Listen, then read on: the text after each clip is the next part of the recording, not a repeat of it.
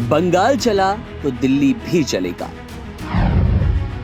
ममता की चेतावनी। पीएम की कुर्सी हिला दूंगी। कोलकाता दुष्कर्म कांड के बाद जहां पूरे देश में आक्रोश है, वहीं दूसरी ओर इस विभत्स कांड पर जमकर राजनीति हो रही है। दरअसल विपक्ष लगातार सत्ताधारी टीएमसी की ममता सरकार पर आक्रामक है। वहीं बंगाल में हो रहे विरोध प्रदर्शन को सूबे की मुख्यमंत्री ने बीजेपी गुंडों का उपद्रव बताया। कोलकाता में ट्रेनी डॉक्टर से दुष्कर्म मामले में भाजपा के बंगाल बंद के दौरान प्रदर्शन और आगजनी पर मुख्यमंत्री ममता बनर्जी ने बुधवार को पीएम नरेंद्र मोदी पर राज्य में आग लगवाने का आरोप लगाया। उन्होंने कहा कि अगर बंगाल में आग लगी तो असम से लेकर दिल्ली तक जाएगी और पीएम की कुर्सी गिर जाएगी। इसके जवाब में असम के मुख्यमंत्री हेमंत बिस्वा शर्मा ने उन पर निशाना साधते हुए कहा कि आपकी असम को डराने की हिम्मत कैसे हुई। ममता बनर्जी ने कहा कि कुछ लोगों को लगता है कि ये बंगाल यानी कि बंगाल बांग्लादेश है।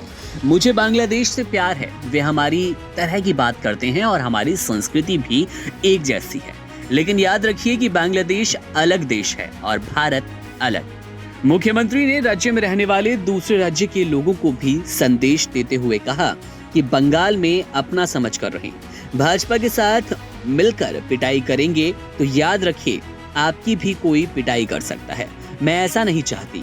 इधर ममता के आग वाले बयान पर पलटवार करते हुए असम के मुख्यमंत्री हेमंत बिस्वा शर्मा ने कहा कि हमें धमकाइए मत। दीदी आपकी हिम्मत कैसे हुई असम को धमकाने की? हमें लाल आंखें मत दिखाइए। अपनी असफलता की राजनीति से भारत को जलाने की कोशिश मत कीजिए। आपको विभाजनकारी भाषा बोलना शोभा नहीं देता।